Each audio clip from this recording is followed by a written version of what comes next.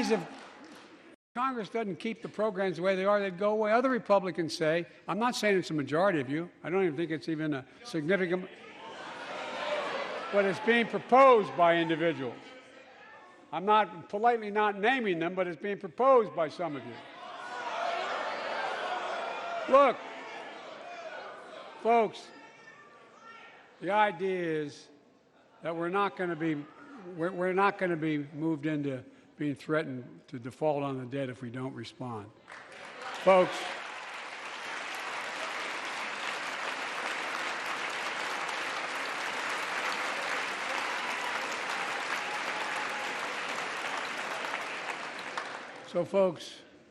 as we all apparently agree, Social Security and Medicare is off the books now, right?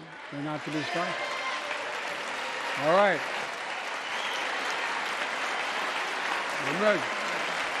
We got unanimity.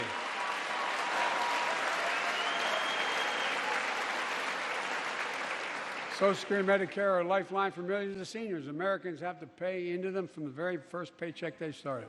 So tonight, let's all agree, and we apparently are, let's stand up for seniors.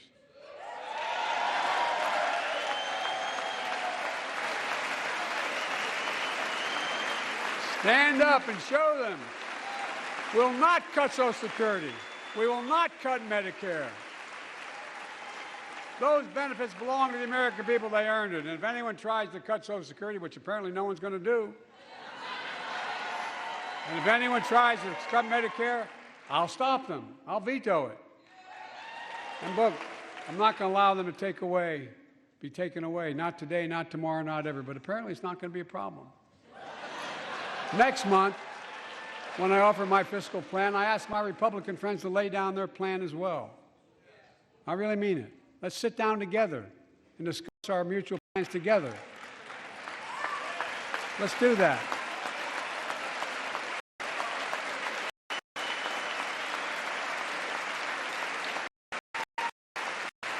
I can tell you, the plan I'm going to show you is going to cut the deficit by another $2 trillion. And it won't cut a single bit of Medicare or Social Security. In fact, we're going to extend the Medicare Trust Fund at least 2 decades, because that's going to be the next argument. How do we keep it solvent, right? Well, we'll not raise tax on anyone making under 400 grand, but we'll pay for it the way we talked about tonight, by making sure that the wealthy and big corporations pay their fair share. Look. Here's the deal. They aren't just taking advantage of the tax code. They're taking advantage of you, the American consumer. Here's my message to all of you out there. I have your back. We're already preventing Americans from receiving surprise medical bills, stopping $1 billion surprise bills per month so far.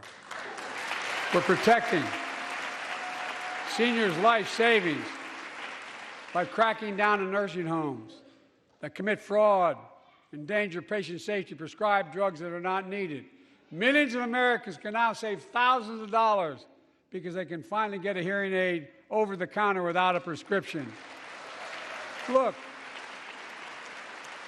capitalism without competition is not capitalism. It's extortion. It's exploitation. Last year, I cracked down with the help of many of you on foreign shipping companies that were making you pay higher prices for every good coming into the country. I signed a bipartisan bill to cut shipping costs by 90%, helping American farmers, businessmen, and consumers.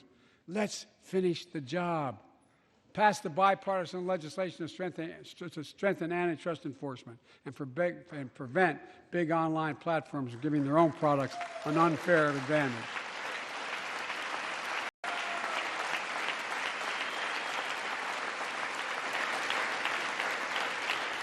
My administration is also taking on junk fees, those hidden surcharges too many companies use to make you pay more. For example, we're making airlines show you the full ticket price up front, refund your money if your flight is canceled or delayed. We've reduced exorbitant bank overdrafts by saving consumers more than $1 billion a year. We're cutting credit card late fees by 75%, from $30 to $8. Look,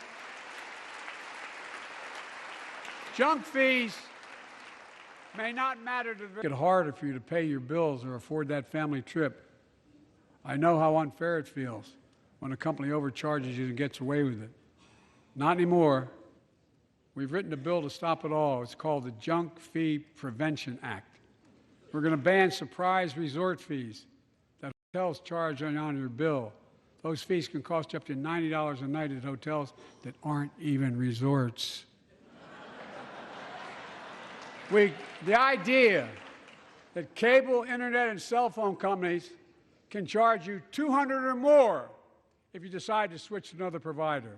Give me a break.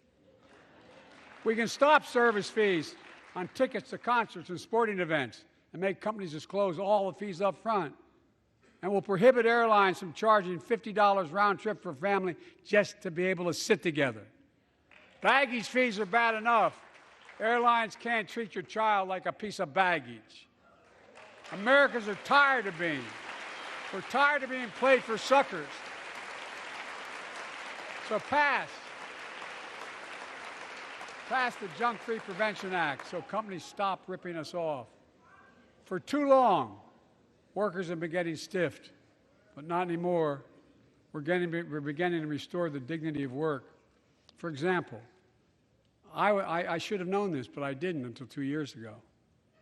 30 million workers have to sign non-compete agreements for the they take. 30 million. So a cashier at a burger place can't walk across town and take the same job at another burger place and make a few bucks more. It just changed. But they just changed it because we exposed it. That was part of the deal, guys. Look it up. But not anymore.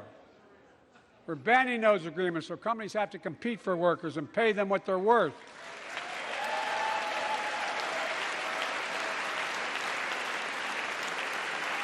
And I must tell you,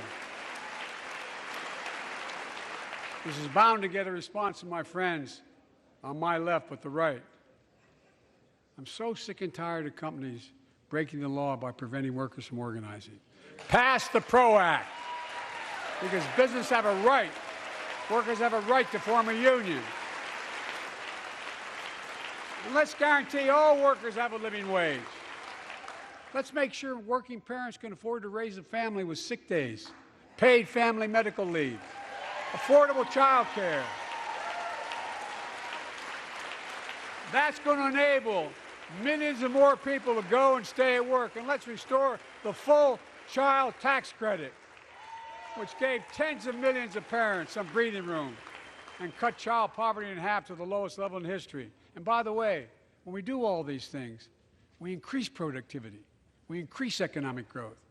So let's finish the job and get more families access to affordable, quality housing.